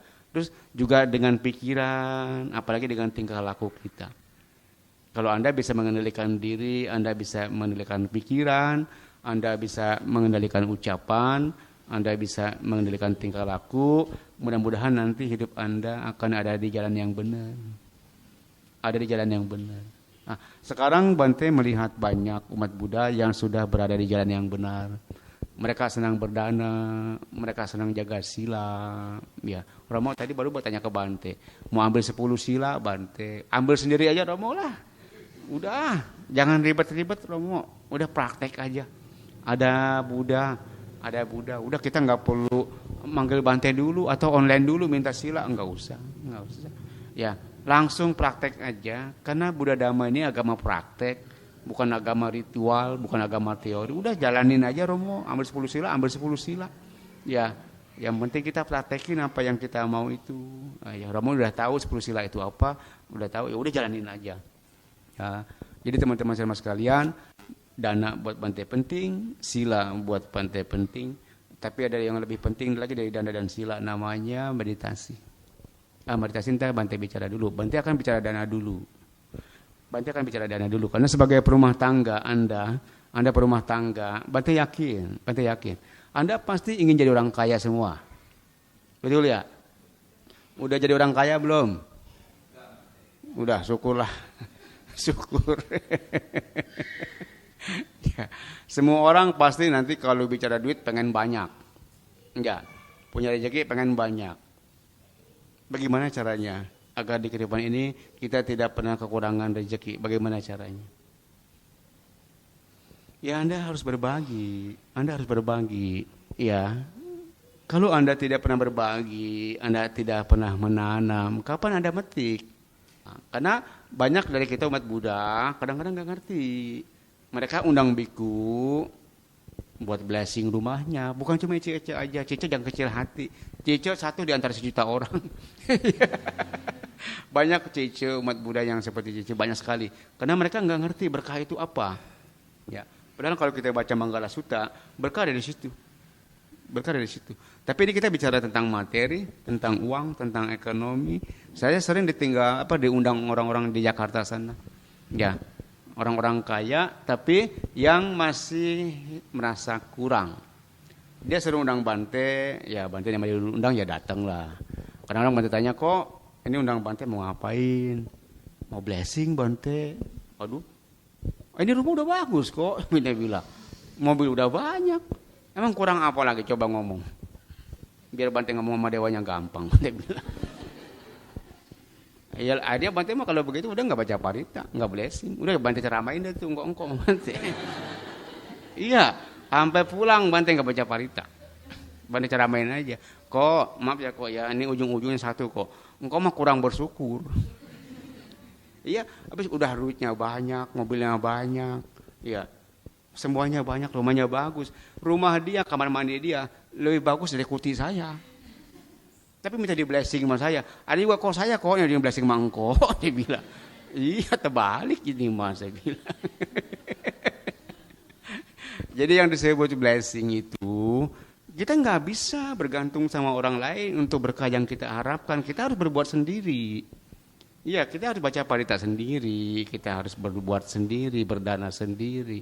Anda harus lakukan sendiri. Anda nggak bisa bergantung sama saya. Anda nggak bisa bergantung sama Buddha.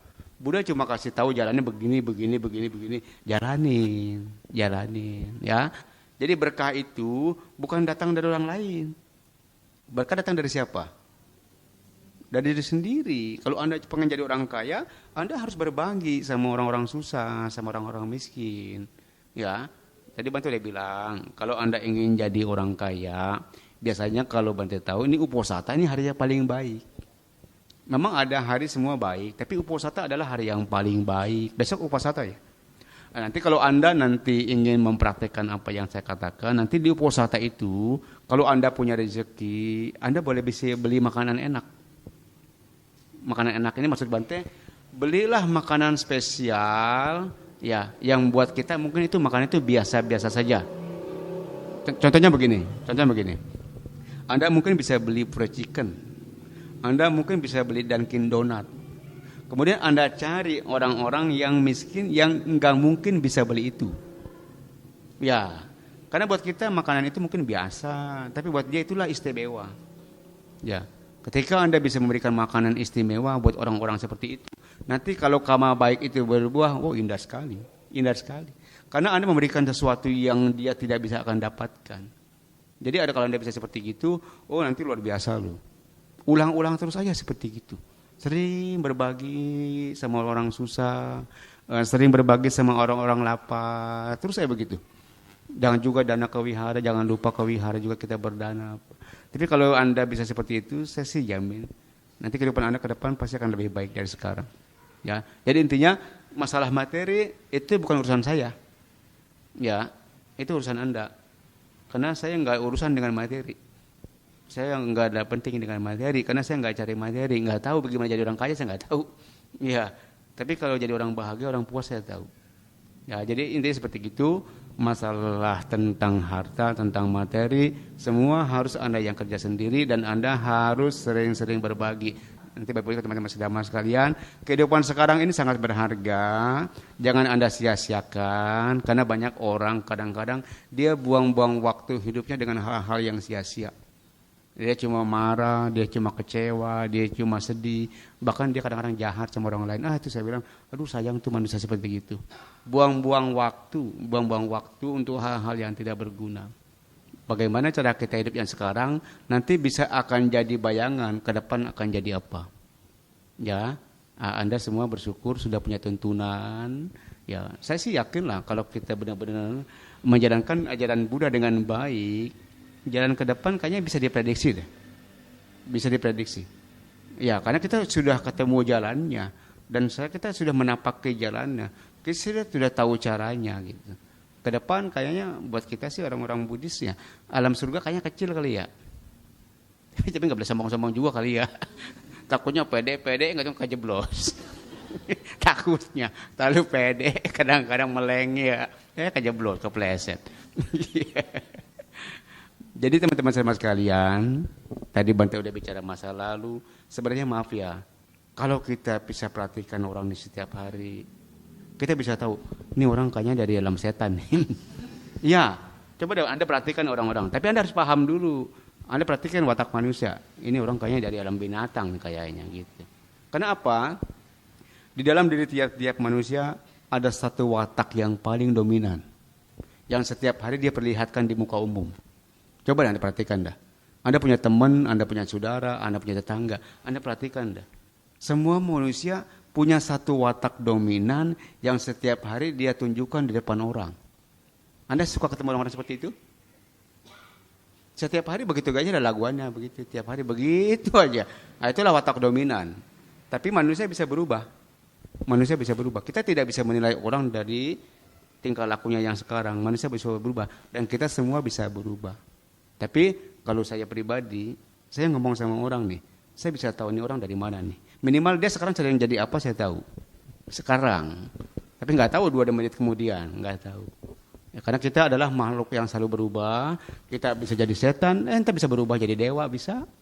Ya, tadi baru serakah, sekarang berbagi, bisa seperti itu. Kita adalah makhluk yang selalu berubah, mudah berubah, gampang berubah. Tapi mudah-mudahan perubahannya bukan ke arah yang buruk, tapi ke arah yang baik. Saya mau kasih kesempatan kepada Anda untuk bertanya lagi. Nanti kalau nggak tanya, Bante lanjut lagi. Cice, mau nanya apa? Selamat malam Bante, Namo Buddhaya. Saya mau nanya yang soal Bante tadi bilang banyak-banyak memberi. Iya. Ya. Misalnya kalau saya ada niat mau memberi sama orang yang benar-benar butuh gitu, yang misalnya memberi makanan sama orang yang benar-benar kelaparan. Tapi tuh sebelum saya memberi, dia udah minta duluan gitu. Lah bagus malah pas.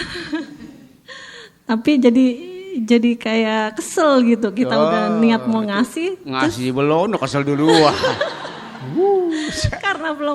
karena kita udah niat mau ngasih Bante, tapi dia tuh udah ngocehnya beda ngomongnya gitu. Ngomongnya. Iya. Emang kadang-kadang ada yang suka nyinyir begitu orang ya. Iya, tapi dikasih belagu gitu. Iya, tapi saya kasih juga itu gimana tuh Bante? Tapi kalau Cici bicara begitu belum ngasih udah kesel. Bisa ngasih masih kesel nggak? Ya ada sih sedikit. Ya.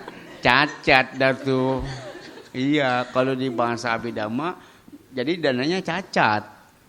Jadi kalau bahasa kayak nanam ya pohonnya bibitnya nggak bagus. Entah kalau tumbuh pohonnya kontet. Iya. Entah kalau berbuah juga buahnya pada kecil-kecil asam lagi. Iya belum matang udah pada jatuh. Iya. Kenapa? Karena cacat. Makanya kan kalau Buddha bilang kalau kita berdana ada 3 faktor yang harus kita punya dari awal. Sebelum memberi kita bahagia, saat memberi kita bahagia, setelah memberi kita bahagia. Kalau bisa. Iya, tapi kalau dari awal udah kesal duluan udahlah terimalah karmamu sendiri. Iya. Berarti nggak dapat berkahnya ya Bante? Ada. Ya begitu Bante bilang tadi, kalau punya pung kelapa pada komeng kelapanya. Iya. Kagak ada bagusnya. Ada pohonnya punya, tapi ya itulah pada jatuh mulu dimakanin codot. Iya. Jadi dananya cacat. Kalau dananya mau sempurna, Bante bilang tadi, senang waktu mau memberi, saat memberi kita masih senang, setelah memberi kita bahagia. Nah, itulah yang mesti dipelihara. Biarpun dia ngomongnya macam-macam. Urusan dia lo stay dia ngomong. Ya. Saya mah pengen ngasih sih, pengen dengerin dia ngomong. Betul nggak? Iya. Kalau kita udah bisa begitu enak tuh sih. Iya, nggak apa-apa. Serah mau ngomongin apa, nggak ada urusan. Orang kita mau ngasih, betul ya? Iya. Iya. Makasih Bante. Oke. Yang lain masih ada yang nanya nggak? Ya, Ci, silakan Ci, pakai mic. Namanya siapa Ci? Sebutin Bante. Hah? Yaya. Namo Buddhaya Bante. Ya, Ci Yaya. Saya mau bertanya, kita semua mungkin punya masa lalu atau ada karma-karma buruk yang kita telah tanam di masa lalu, dan kita menyadari karma-karma sekarang ini berbuah dari masa lalu kita. Sekarang selain kita banyak berdana, baca varita, terutama kita menyayangi orang tua kita, untuk mengikis-ngikis karma buruk kita di masa lalu itu, apalagi yang mesti kita laksanakan Bante? Terima kasih Bante, Namo Buddhaya. Iya Ciaya. Ciaya pernah dengar kata ahosikama enggak? Ahosikama, pernah dengar kata ahosikama? Belum ya? Tadi katanya baru ngomong Bante barusan. Kalau menurut Ciaya, dalam agama Buddha itu karma buruk bisa dihapus nggak?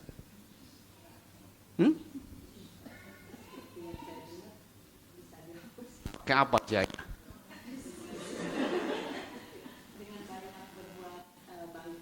Kalau banyak berbuat baik, kalau berbuat buruknya lebih banyak, bagaimana? Yuk.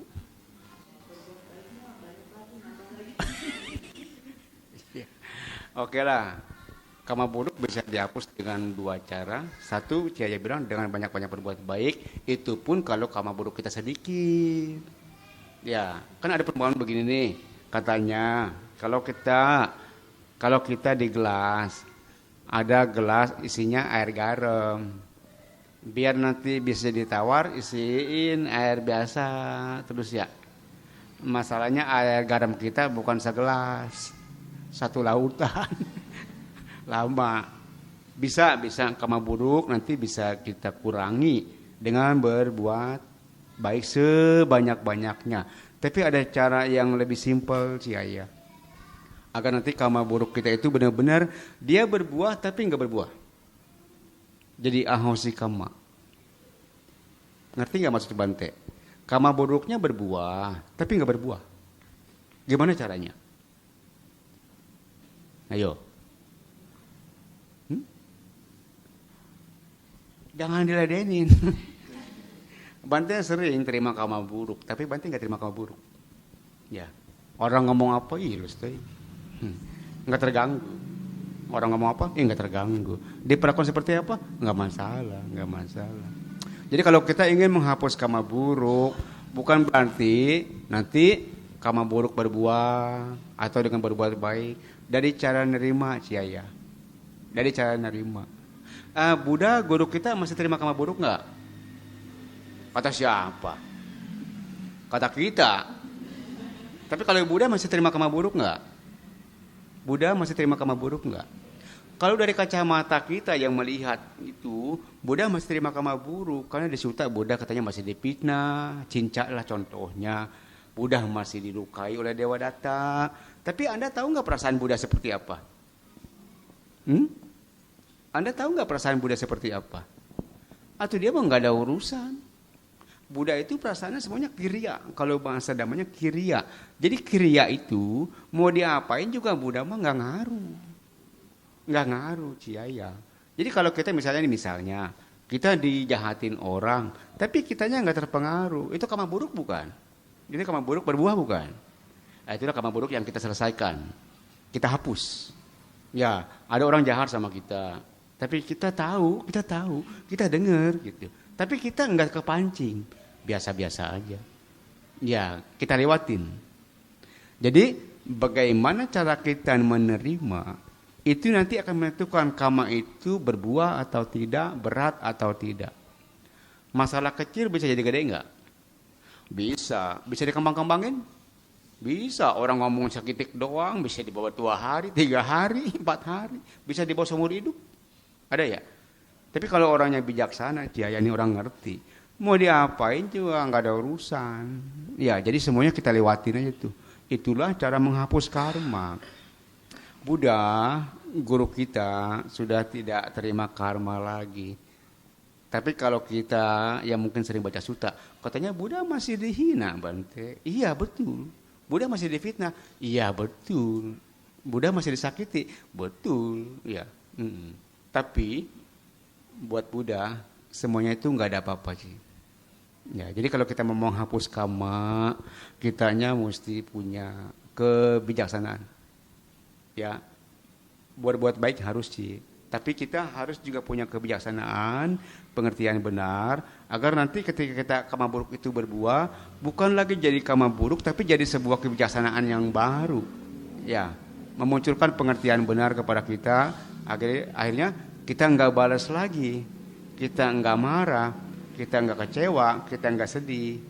Jadi semuanya kita lepas. Itulah cara menghapus karma. Bisa begitu nggak, Cia ya? Belajarlah pelan-pelan, pasti bisa. Bante akan ajarkan satu hal kepada Anda, bagaimana kita menghentikan karma. Anda sudah pernah mendengar kata menghentikan karma? Belum pernah mendengar ya? Bante akan kasih tahu kepada Anda, bagaimana caranya kita tidak membuat karma lagi. Ada yang tahu nggak caranya di sini? Kita benar-benar nggak bikin karma. Karena kita tidak mau lagi terlibat dengan karma. Bisa nggak tuh? Kalau menurut Anda, karma mulainya dari mana? Pikiran. Kama cetana adalah karma, betul ya? Jadi kalau kita nggak main pikiran, kira-kira bikin karma nggak? Ini Bante kasih tahu kepada Anda, maaf ya. Di samping punya pikiran, kita punya kesadaran, betul nggak? Anda punya kesadaran nggak? Kalau Anda bicara karma, karma itu dibikinnya sama pikiran. Tapi kalau kesadaran nggak pernah bikin karma. Paham nggak? Kesadaran itu nggak pernah bikin karma. Kenapa bisa begitu? Karena kesadaran itu nggak pernah ikut campur. Dia cuma tahu, selesai. Ya, dia cuma tahu, dia nggak menilai, dia nggak banding-bandingkan, dia nggak ikut campur, dia nggak ngatur mesti begini begitu. Ya, dia nggak bisa beda-bedain ini, dia cuma tahu aja. Bisa nggak kita hidup mendengar cuma mendengar, melihat cuma melihat, merasa cuma merasa? Bisa nggak hidup begitu? Aduh susah, minta ampun. Karena Bante dulu waktu Bante belajar di Myanmar, guru Bante bilangnya begitu. Melihat cuma melihat, mendengar cuma mendengar, merasa cuma merasa. Apa kali maksudnya? Iya. Karena saya dulu orang yang sangat mudah bereaksi sih. Ya, ngelihat apa, ngedengar apa, ngerasa apa, langsung bereaksi. Kalau cocok kok senang, kalau nggak cocok kok susah gitu kan. Tapi ada, kalau kita mau belajar, enak nggak ada masalah. Enak nggak ada masalah. Jadi kita hidup tidak pakai pikiran lagi. Kalau kita masih pakai pikiran, kita masih bikin karma terus. Kalau pikirannya bagus, positif, masih mending karma baik. Kalau pikirannya jelek, bagaimana? Karma buruk. Siapa yang susah kalau begitu? Anda sendiri. Nah, sekarang Bante mau kasih tahu Ciaya bagaimana cara yang lebih baik lagi agar kita punya waktu, di saat itu kita benar-benar nggak bikin karma, Ciaya. Bagaimana caranya? Meditasi, Ciaya. Meditasi. Ya. Banyak orang meditasi tapi masih bikin karma banyak. Ya, karena banyak Bante kan udah sering ini pindah-pindah ke tempat meditasi ini, belajar, latihan, melatih juga. Banyak Bante lihat yogi-yogi pada stres banyak. Mukanya pada jutek. Ya, nggak bahagia kayak Anda. Ya, banyak yogi-yogi seperti gitu. Banyak yogi yang ada yang gila, ada. Banyak kemarin baru ketemu satu yogi tapi maaf ya, agak sedikit gila. Kenapa bisa begitu? Karena ketika dia meditasi, dia nggak berhenti, Ciaya. Dia mengejar sesuatu. Berarti nggak tahu apa yang dia kejar. Yang pasti dia mengejar pencapaian. Ya, waktu kita meditasi sebenarnya simple. Kita meditasi, kita pengen berhenti sih ya. Waktu kita meditasi, kita pengen berhenti. Kita pengen istirahat. Kita nggak mau bikin kama lagi. Bagaimana caranya tidak bikin kama? Kita cuma cukup tahu, selesai sudah. Tahu, selesai. Tahu, selesai. Mau berisik kayak, mau panas kayak, mau ada setan kayak, mau genderuwo, bodoh amat. Ya, kita tahu, tapi kita tidak lagi terpengaruh. Kita nggak ikut campur, kita nggak ngatur, kita nggak menolak, kita nggak menghindar. Kita cuma diam aja. Bahasa Bante, berhenti, ya, berhenti. Ya. Bisa nggak kita berhenti? Mau belajar berhenti nggak? Mau belajar berhenti? Mau? Ayo kita belajar berhenti ya, sebentar ya. Mudah-mudahan berhenti selama-lamanya. Mudah-mudahan. Karena buat saya ini sangat berharga. Saya bahagia sekali ketika saya tahu saya bisa berhenti. Ya, saya bahagia sekali. Oh ini ya yang namanya berhenti. Rest in peace pernah dengar? Pernah dengar rest in peace enggak? Apa itu? Istirahat dalam damai, betul ya? Kalau di kita nggak perlu nungguin mati. Kalau yang lain beri kode mati dulu. Kalau yang lain mah. Kalau kita rest in peace nggak perlu mati. Sekarang di sini bisa. Apa itu rest in peace? Istirahat dalam damai. Bagaimana caranya? Ya kita cuma diem aja. Nggak ngapa-ngapain. Cuma istirahat aja. Ya, cuma diem. Kita tidak mengejar sesuatu. Kita tidak berharap dapat sesuatu. Kita juga tidak menghindari sesuatu. Bisa nggak? Bisa. Karena Bante sudah praktekkan itu. Ya, Bante sudah praktekkan itu. Di Simpak kita latihannya seperti begitu. Kita meditasi bukan pengen dapat apa. Bukan pengen bisa apa. Bukan pengen tahu apa. Bukan. Kita meditasi pengen berhenti. Berhenti apa Bante? Berhenti bikin karma.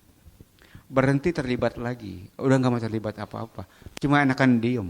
Ternyata diam itu indah. Anda pernah dengar kata-kata diam itu emas, pernah nggak?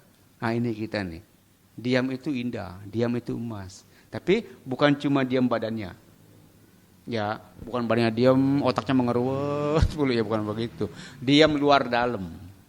Diam luar dalam. Sekarang kita mau coba, Anda ambil posisi meditasi, senyaman yang Anda bisa. Kakinya boleh diangkat satu, ditumpuk di atas di bawah ya boleh, atau di depan di belakang boleh, terserah Anda nyamannya seperti apa. Nanti saya akan tuntun Anda untuk berhenti. Kita mau belajar untuk tidak bikin kama lagi. Kita mau istirahat dalam damai. Kalau udah Anda bisa, nanti Anda bisa jalan sendiri. Nggak perlu saya lagi. Duduk rileks, buat tubuh Anda tenang, nyaman, senyaman mungkin. Duduk rileks ya. Tubuhnya tegak, tidak bungkuk. Kepalanya pun tegak, tidak menunduk. Ya. Rileks sekali. Buat semuanya nyaman. Buat segalanya nyaman. Inilah cara kita mencintai diri sendiri. Ya, inilah cara kita menyayangi diri sendiri. Kita pengen istirahat, capek. Karena selama ini kita tidak sadar ya, kita bikin capek diri sendiri.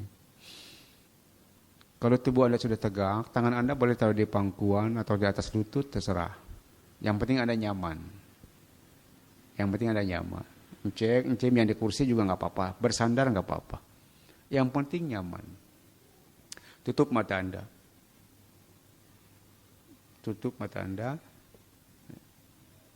Awalnya Anda memperhatikan nafas masuk, nafas keluar. Nafas masuk, nafas keluar. Biarkan nafas Anda mengalir sebagaimana adanya, tidak diatur, tidak dibuat-buat. Kita pengen hidup apa adanya. Tidak lagi mengada-ngada, apa adanya. Jadi nggak ada yang diatur lagi, nggak harus begini, nggak harus begitu, apa adanya. Mau napas syukur, nggak napas pun nggak masalah. Ya, tapi ketika Anda bernapas, Anda tahu. Anda jangan sampai kehilangan jejak napas Anda. Karena napas adalah objek utama kita. Tapi di luar napas, nanti kita berusaha menerima kenyataan. Nanti mungkin kaki Anda kalau lama entah kesemutan, entah pegel.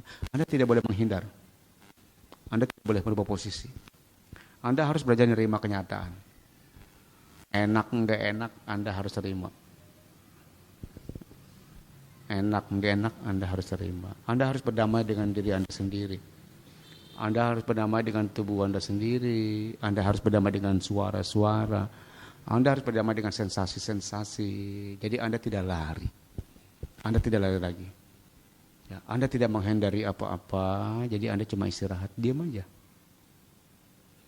Mungkin susah untuk pemula. Tapi nggak apa-apa. Orang kita lagi belajar kok. Ya. Oke. Meditasi kita mulai. 5 menit lah. Atau 10 menit. Ya. Anda rileks. Anda diam, Anda tidak bergerak. Bukan cuma tubuhnya, tapi batin Anda pun tidak bergerak. Coba bisa enggak?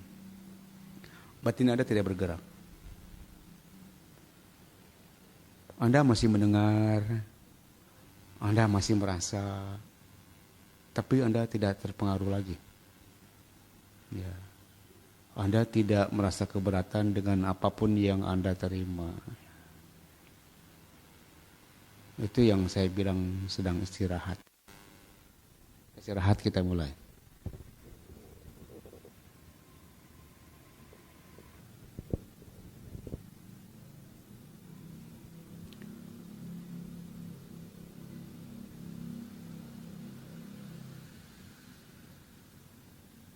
Oke, kita istirahat dulu. Meditasi selesai.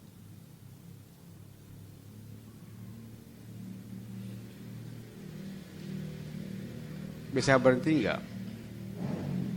Tadi bisa berhenti kok Ruby? Diam, luar dalam? Enggak apa-apa. Enggak apa-apa. Berarti mau kasih tahu kepada Anda satu hal yang mungkin Anda tidak pernah dengar. Kadang-kadang kita enggak bisa membedakan antara pikiran dengan yang mikir. Ya. Kadang-kadang kita tidak bisa membedakan antara pikiran dengan yang mikir sama enggak? Pikiran sama yang mikir sama enggak?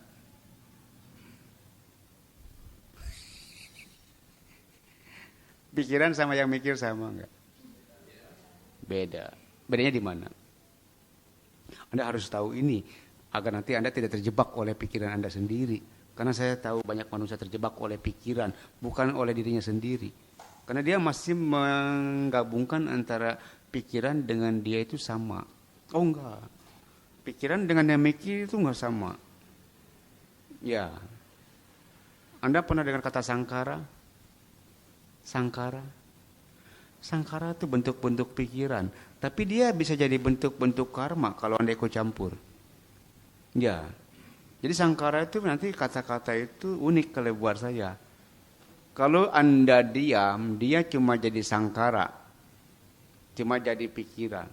Tapi kalau Anda ikut campur, dia jadi karma. Ngerti nggak maksudnya? Anda pernah mendengar kata-kata begini, anjing menggonggong kafilah berlalu. Pernah dengar nggak? Iyalah pasti Anda pernah dengar. Anjing sama kafilah sama nggak? Oh nggak beda. Tapi kalau anjing menggonggong kafilah menggonggong bagaimana tuh? Apa bedanya?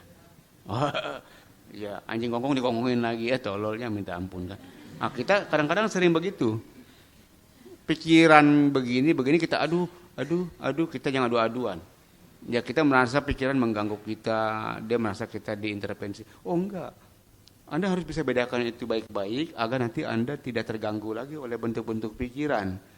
Iya, karena kita sering terganggu oleh bentuk-bentuk pikiran kita sendiri. Ada orang sampai dia terganggu dengan bisikan-bisikan yang dia bilang, Bante saya dibisikin ini, bisikin itu. Masih mending dibisikin. Bante enggak bisikin apa-apa, Bante bilang. Ya, tapi kalau Anda mengerti, asik banget. Asik benar ke Ruby. Mau apa kita. Kalau bahasa Bante nih ya, kita udah bisa memisahkan antara pengalaman dan mengalami, kita udah bisa pisahin. Kalau bahasa kerennya sih, antara nama rupa udah kita bisa pisahin. Kalau Anda bisa begitu, dimanapun Anda mau, Anda bisa istirahat. Pasti dimanapun Anda bisa istirahat. Jadi intinya seperti begitu. Jangan samakan antara pikiran dengan yang mikir. Kalau pikiran cuma muncul, biarin aja, itu nggak ada urusan. Ya, karena kan dibilang pikiran anatta, betul nggak? Bukan punya kita. Saya juga sama. Dulu ketika saya meditasi di awal-awal, aduh nggak mau mikir, tapi mikir mulu. Terus pikirannya jelek-jelek lagi, Romo. Pikirannya buruk-buruk. Karena saya nggak paham, akhirnya saya merasa tersiksa dengan pikiran itu. Saya merasa bersalah, ya merasa nggak layak, merasa nggak pantas. Akhirnya saya tanya guru saya, Bante, aduh saya malu Bante, saya jadi biku. Kenapa? Ini kalau saya meditasi Bante, pikiran jorok keluar mulu, salah sendiri. Kenapa dulu dimasukin terus? Saya bilang, iya. Sekarang harusnya senang. Kan bisa dibilang senang, karena sekarang agak dibersihin, agak dikuras. Jadi kalau Anda meditasi, Anda mungkin punya pikiran buruk muncul, udah biarin aja. Anda agak dikuras. Inilah proses pembersihan dari dalam. Kalau bahasa kerennya, proses parisudi. Anda sedang dikuras habis. Jadi kalau Anda sering meditasi, nanti yang keluar biasanya bukan yang bagus dulu, yang jelek dulu. Anda pernah bikin sumur enggak? Ramo pasti pernah bikin sumur, karena Ramo orang lama. Iya. Kalau orang bikin sumur dia langsung dapat air bagus apa dapat tambah becek dulu, Romo? Pasti becekan dulu, udah becekan dia nanti dapat pasir, dapat batu. Kadang-kadang yang sulit dapat beling, Romo. Iya. Tapi nanti kalau dia terus gali terus nanti dia bisa dapat air bening, air jernih. Jadi kalau kita meditasi awalnya pasti yang keluar yang jelek dulu tuh. Anda jangan kecewa, Anda harus bahagia. Kalau Anda meditasi yang keluar yang jelek, Anda harus bahagia. Karena Anda sedang dibersihkan dari dalam.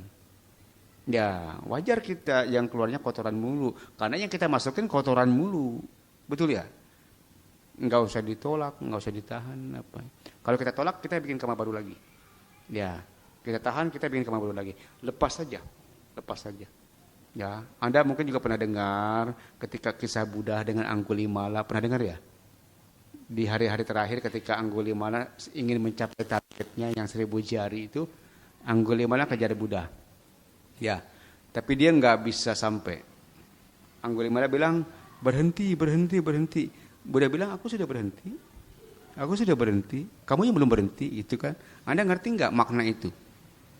Nah, tadi makna itu yang tadi baru saya omongin tadi. Kita mau berhenti. Karena selama ini kita nggak pernah berhenti. Kita setiap hari bikin kama terus. Coba Anda perhatikan. Setiap hari kita bikin kama. Kita nggak pernah tahu bagaimana caranya berhenti. Anda paling berhenti ketika Anda tidur pulas. Ya. Kalau ketika Anda pingsan, Anda berhenti. Tapi bukan berhenti yang ada makna. Itu nggak ada maknanya berhenti begitu. Yang disebut berhenti itu benar-benar ketika kita sedang terjaga, kita sedang sadar, kita berhenti. Nah itulah yang disebut kisah Anggulimala Parita bilang, Buddha bilang, aku sudah berhenti. Kamu yang belum berhenti. Maksudnya berhenti apa? Aku sudah berhenti bikin kama. Kamu masih bikin kama. Itulah yang Bante ingin sampaikan kepada Anda. Sebenarnya kita bisa berhenti bikin kama. Cuma mungkin kita belum tahu caranya. Ya. Tapi kalau ini Bante udah ngomong panjang lebar, Anda masih nggak tahu caranya, aduh kelewatan Anda. Ya. Tapi nggak apa-apa lah. Kalau nggak tahu juga, apa Romo? Kebangetan Romo. Tapi nggak apa-apa. Kalau masih belum tahu, entah datang aja ke Simpak. Entah saya ketemuin sama teman-teman saya yang bisa berhenti. Ya, di Simpak ada teman-teman saya biku-biku lain. Ya ada saya Nyanesi, ada Bante di Malang. Itu setiap hari Bante lihat dia sering berhenti. Anda boleh buktikan sendiri ya. Kalau saya ngomong mungkin Anda nggak percaya. Bante di Malang teman saya itu kalau meditasi 26 jam dia nggak bangun. 26 jam. Anda 5 menit aja udah uyokan mulu. Nggak betah. 26 jam nggak bangun, nggak berubah posisi. Diam aja. Tapi dia bisa bukan tiba-tiba. Karena latihannya sudah belasan tahun. Selainnya sih 7 jam, 8 jam dia diam. Nggak bergerak. Nggak ke toilet, nggak kemana-mana. Diam aja. Itu namanya orang sedang berhenti. Kalau yang nggak tahu mah mungkin lagi dapat apa tidur kali itu ya nggak begitu, nggak boleh begitu, nggak begitu. Tapi dia sudah berhenti. Nanti Anda ketemu dia sama dia dah. Anda mungkin akan bisa melihat, oh ini orang yang sudah berhenti gitu. Oh ini orang yang sedang berhenti gitu. Coba nanti mampir ke Simpak. Nanti saya ketemuan sama mereka berdua. Ya, jadi dia tahu kapan harus berhenti dan dia tahu bagaimana caranya berhenti. Ya, tapi ya mungkin cuma untuk 1 jam 2 jam buat kita bisa lah, harusnya bisa. Ya, kalau Anda belum bisa nggak apa-apa, 5 menit dulu. Ngambil-ngambil dah kalau bahasa Bante. Ya, nanti kalau udah pintar nanti tambah lagi. Karena ini penting terutama buat meme, ya meme, berhenti ya meme. Ya, jangan diajak larian sama orang, larian mulu. Kesini gujak gijik capek. Berhenti, meme, berhenti. Udah kita nggak usah pusing, ya mau apa-apa. Udahlah saya mau berhenti, saya mau istirahat. Ya, ngerti ya yang mau disampaikan ya? Semoga